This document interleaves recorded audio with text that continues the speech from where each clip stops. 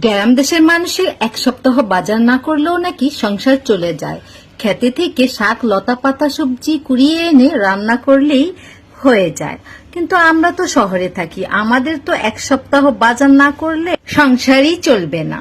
আমার ঘরে আজকে কোনো বাজার নেই, কি রান্না করব? হাজবেন্ড তো অফিসে দিব্যি কাজ করতেছে, এদিকে সংসারের কোনো খেয়াল নাই। কি রান্না করব, বউ দুপুরে বা রাতে কি খাবে এসে, সেই খেয়াল তো নাই। তো আমি পুঁইশাক লাগাইছিলাম, দেখেন বারান্দায় বাগান করে আমার একদিকে লাভই হয়েছে। যেদিন আমার ঘরে বাজার না থাকে আমি কোনো রকমে একটু সবজি শাক লতা পাতা কেটে রান্না করতে পারি।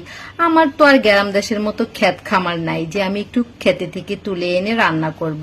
আমি তো আমার বারান্দায় ছোটখাটো একটা সবজি বাগান করেছি, যেটুকু শাক সবজি তুলে নিয়ে রান্না করতে পারি ওটুকু দিয়ে আমার সংসারটা কিন্তু ভালোই চলে যায়।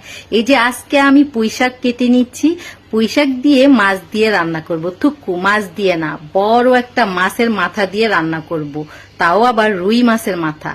এই যে আমি এখন পুঁইশাকগুলা কেটে নিচ্ছি, অনেকগুলা পুঁইশাকই কেটে নিলাম।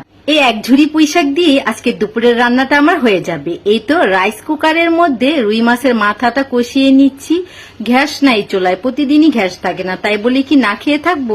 রাইস কুকারে ভাত রান্না করেছি, আর এখন এই যে রুই মাছের মাথা পুঁইশাকের সাথে একটু আলু দিয়েছি, আলু দিয়ে এখন রান্না করব।